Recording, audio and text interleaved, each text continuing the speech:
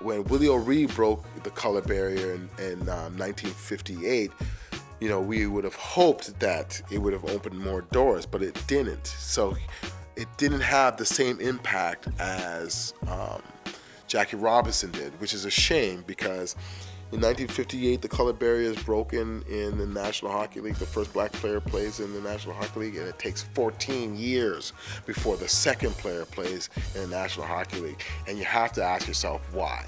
A lot of these guys that played hockey, especially in the 60s and 70s, they would have to go to their training camps, they'd have to be in the arenas, they'd have to be on the benches and be one of the only players of color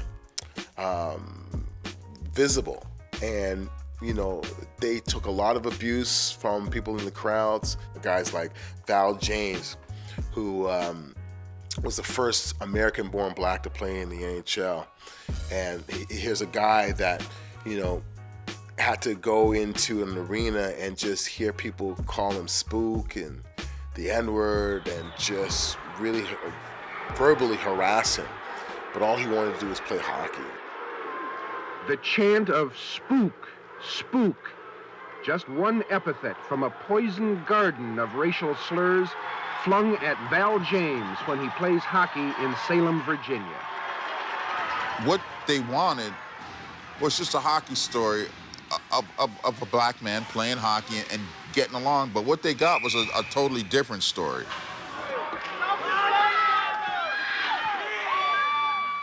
In 1981, Val James was the subject of a CBS News feature that ended up being more about race than about hockey.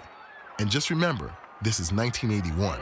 There was racial slurs coming from every corner. Hey!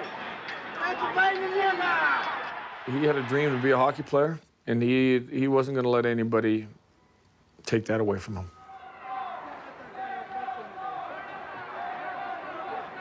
They actually interviewed people that were actually doing this, and these people were proud of themselves. They have the one guy standing there holding a watermelon, and he's just as proud as punch. I couldn't think of anything else he'd more like. For 12 years, we've been coming to hockey, and he's only the second one we've ever seen. I think he's a pretty brave person to come, into a room with a lot of hostile people.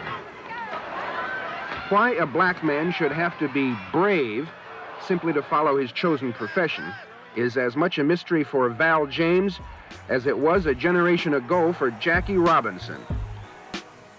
The game of hockey, I'm not speaking on the National Hockey League, I'm just talking about the world of hockey, is still trying to find its way as far as how to discuss diversity.